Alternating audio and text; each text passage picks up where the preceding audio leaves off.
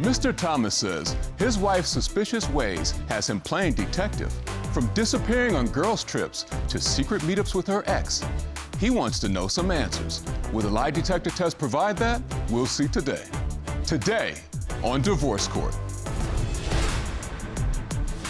All rise.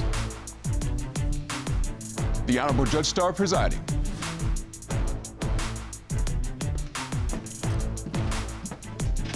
Good afternoon, everyone. You may be seated. Your Honor, the case of Thomas v. Thomas. Thank you very much, Mr. Thomas and Mrs. Thomas. Thank you for trusting us here at Divorce Court with your relationship. Welcome to Divorce Court. Today, we are in the middle of a case where some shady behavior has caused this couple to question whether or not their marriage can sustain itself. Mr. Thomas, why don't you tell me why we're in court today, sir? We're in court today because I believe my wife's been cheating on me. She's been argumentative and sneaky, and if I find out she's cheating on me, I want a divorce, I'm done.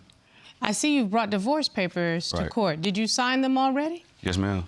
So you are serious. If the results of the polygraph examination reveal that there's been deception in your marriage, you're ready to call it quits. Yes, ma'am, of course. I'm going to turn to you, Mrs. Thomas. You see how serious this is for your husband? Yes, ma'am. So talk to me about what you say has been going on.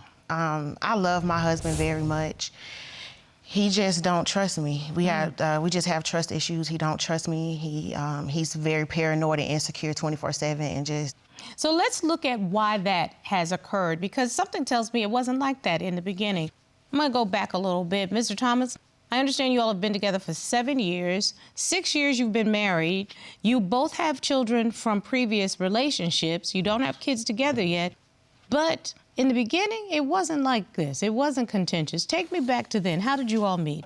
We met actually when we was kids. We were probably like 12, 13 years old. Our family were friends, got disconnected over time, found her on Instagram, DM on Instagram.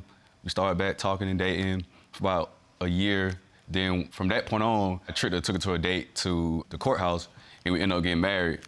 Wait, you had a sneak marriage? Like a quick, sneaky marriage? Yeah. It was supposed to be a date and it turned into a wedding? Yeah, I wanted to marry her. I figured like that was... You didn't let the child have time to plan, get her nails done, get her hair done? What? Wait a minute. Go ahead, ma'am. So basically, Devante and I got into this big argument. And to get me back on good terms, the agreement was for me to go on a date with him. So I don't like to leave on bad terms. So I said, okay. Wait, it was supposed to be the reconciliation or yes, let's see if we got something here date. Right. And I ended up at the courthouse. So you went from we're broken up and let's not end on bad terms to let's get married. That's how the cards fell. That sounds awfully romantic. I love the fact that you did a sneak attack on the wedding. Right. But how did that sort of joyous, spur-of-the-moment kind of thing turn into us now being in divorce court where you say your wife has anger issues? Right, so up to that point, after we got married, everything was fine. We've been married probably up to like 4 years, and like the last 2 years, it's kind of been kind of tricky. For example, lately, it's been like she's not been very intimate with me.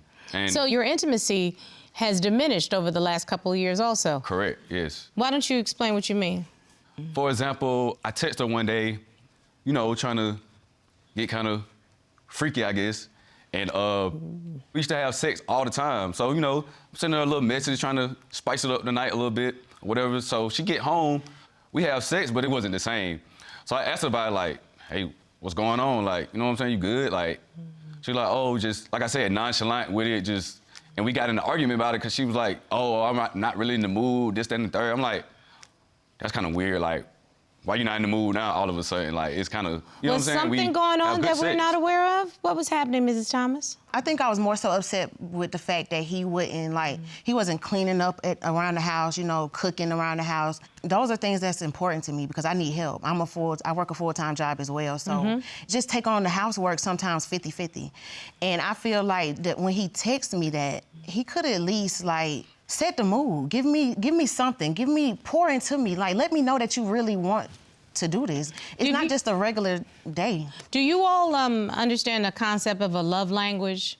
Do you know what your love language is, what you need to feel good in your relationship? I recently just found that out, and I'm more like a act of service, and I like affirmation as well. So you need somebody to tell you, ooh, girl, you better wear that Barbie pink. You look so pretty in it today. Yeah, I do. I do, and I tell him that all the time. With that Chrissy hair that looked like the doll that they used to have, that luxurious hair. You look beautiful. That's what you see. Yeah. You get a big smile with me just telling it to you, just like that. Yes. So that's what you need. An acts of service, like, oh, babe, I went and got your car washed, that kind of stuff. Yes. Ms. Thomas, what do you need for your love language? What speaks to your heart? Physical touch. Physical touch. Being intimate, like that's what I like. So, you like to hit it and be freaky and kind of sort. Yeah, I mean, there's nothing wrong with that. I say it don't take much to please me. Like that's what I'm saying. It's like that's why it's kind of weird. And so, but I'm listening. You see how you all just giggled and we talked it through? Right. Have y'all done that with each other? No, ma'am. Nah. We need help in that. Well, right there. Do you see? And it was fun, right? Right. All you had to do was something as fun as that. Yeah. Like you go out, you have a glass of wine, and we're going to talk about what's our love language. And then we're going to spend the next week making sure we speak to each other in our love language. Right. As simple as that. Your Honor, that's cool. I'm listening. Well, but so, I mean, this is the kicker. So I know, because you said there's been suspicious behavior, and that's what really has led us to the courtroom. Like, okay, I go through a phone. Okay. And I feel a message like, what you doing, baby? Or something like that. Something that you didn't send. No, it was not from me. It was from her ex, I suppose. So I asked her about the message. She like, again, nonchalant, it's not a big deal. People baby all the time, might be at the people, like, you know what I'm saying? Like, yeah, she is beautiful. People hit on her and stuff like that, but I'm like, how's that appropriate? Well, here's my question. What was her response to that message? From my understanding, I believe it was something like, hey, what's up? I can't really remember. So it was more, the text then looks like a conversation between two friends. Is that what I'm saying? I guess you could say it like that, but I don't think it's appropriate at all because it's her ex. Fair enough, because I would agree with you if a man that I used to date sent me a hey baby, I would not respond to a hey baby. Right. Okay, because I'm a married woman. Right. We take a trip to LA, but she ended up leaving like a day before me. I'm like, okay, cool, go ahead. So I get back home, and I go through her phone, and I find out that her ex picked her up from the airport. It's the same ex that texted her, what you doing, baby? Is the same ex that picked up from the airport? The same exact one. He has every right to ask you questions.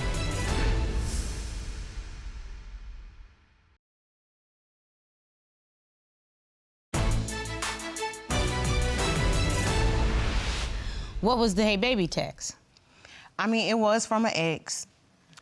He's a friend of mine, though. It was inappropriate. He shouldn't have done that, and I should have corrected him, but I didn't in the moment. I didn't think it was a big deal. Like I said, he knows that it's a friendship, and we can't go no further than that because he knows I'm married, and he know, it just won't go past that. So I guess the hey baby was just out of formality or just out of common, how he talked, I guess. I'm gonna assume that. But yeah, I did keep the conversation going. It was on a friend basis, but I could have corrected him. I should have. Similar to what we did, the whole love language conversation. Right.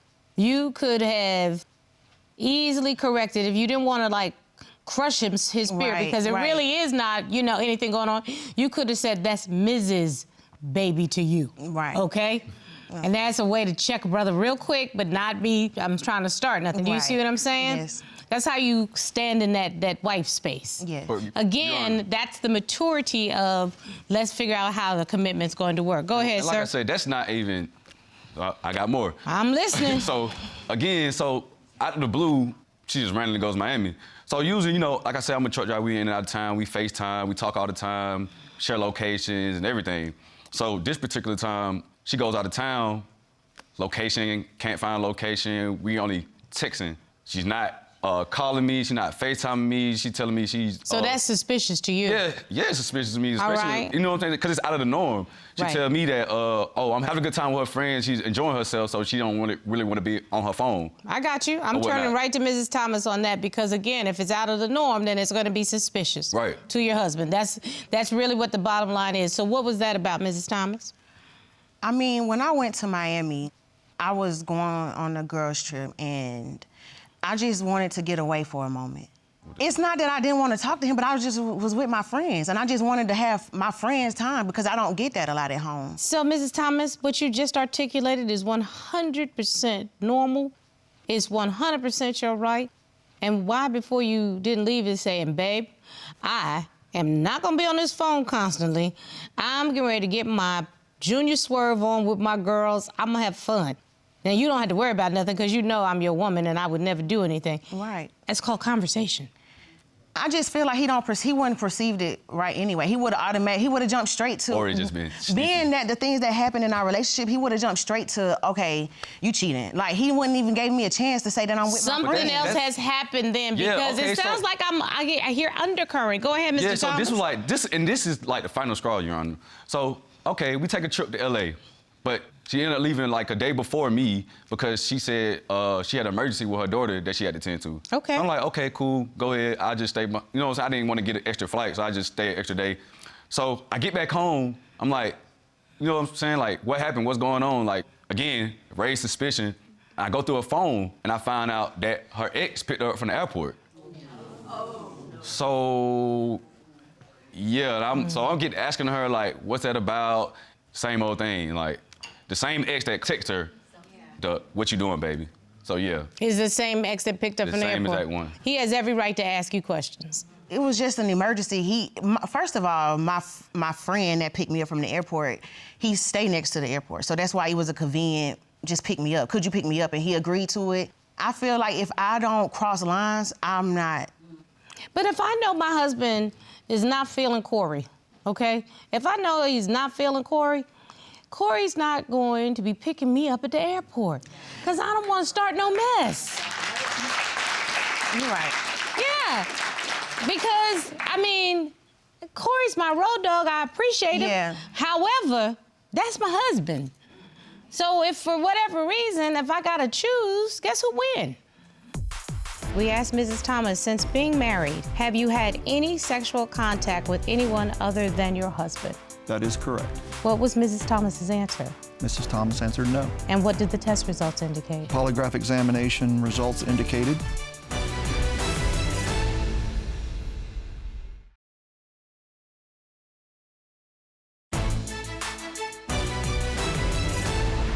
Y'all been married for 6 years.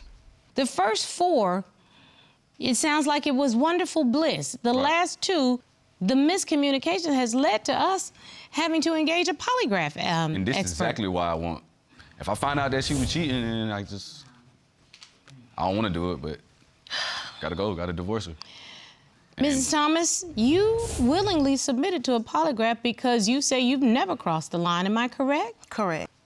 So I tell you what, let's ask our expert to join us and let's try to put some of these suspicions to rest. Sure thing.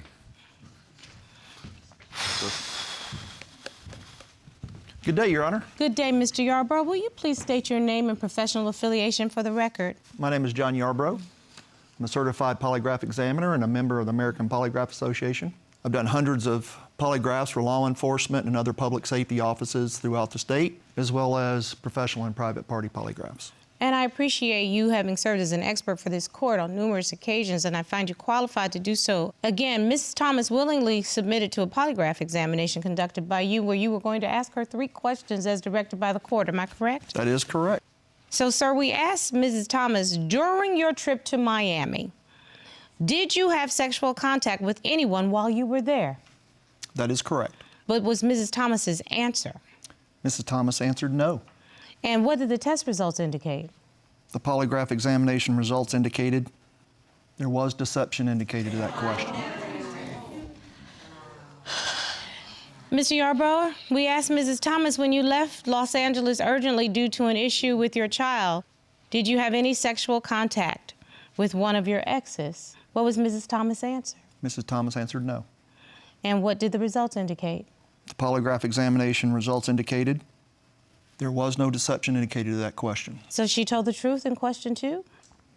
Question 3, we asked Mrs. Thomas, since being married, have you had any sexual contact with anyone other than your husband? That is correct. What was Mrs. Thomas's answer? Mrs. Thomas answered no. And what did the test results indicate? The polygraph examination results indicated there was deception indicated to that question. All these years, it's crazy. Mrs. Thomas, the polygraph is designed to pick up deception with very specific questions. That's why they have to be yes and no. The definition of sexual contact, a lot of people think sexual intercourse. Sexual contact is sexual contact, kissing, touching, hugging, inappropriate petting, that kind of thing. And the polygraph is designed to pick up on that. Is there something that you want to say to your husband? I want to say sorry to you that I did anything. Maybe I did do things inappropriately in the beginning, and I want to apologize to you, and I don't want to lose our marriage. John, thank you so very much for joining us today. We Thank you, Your appreciate it, Honor. Mr. Yarbrough. I just want to know, like, why though? Like what? Like, I just needed more affection. I needed more love. I wanted to feel wanted by I mean, you. did you ever think about me though? Like, I did, and I'm sorry. I have to assume that's in these last 2 years, am I correct? Yes.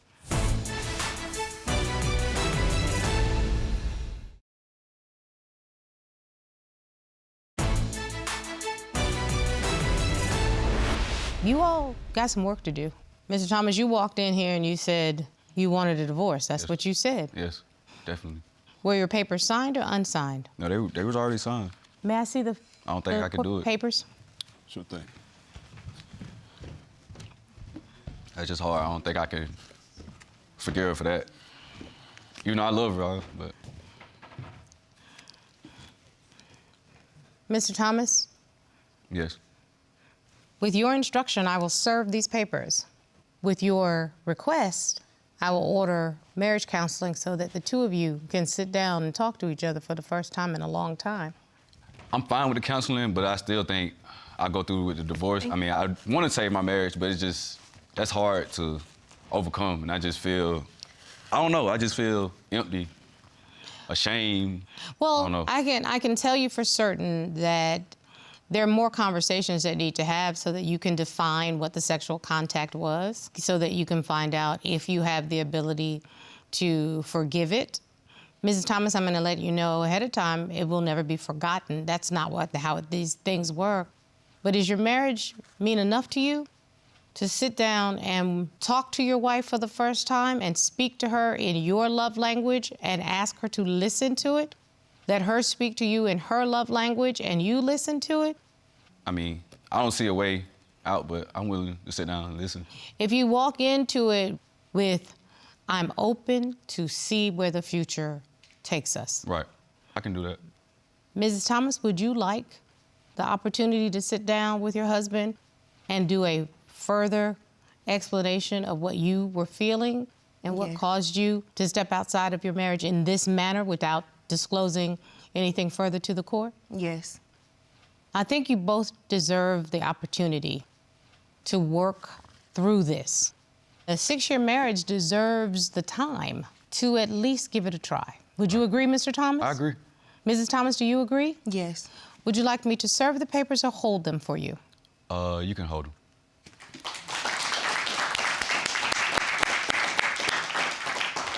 Mrs. Thomas, the papers are signed. So he's serious? He's very serious. Marriage is a serious thing, and you take somebody's heart in your hand, and that's a huge responsibility. And breaking it can be very tragic. All right. I don't know if you can come back from it, but I'm certainly going to wish you the best. The court will order marriage counseling, and I want you to talk and listen for the very first time. All right. That's your verdict.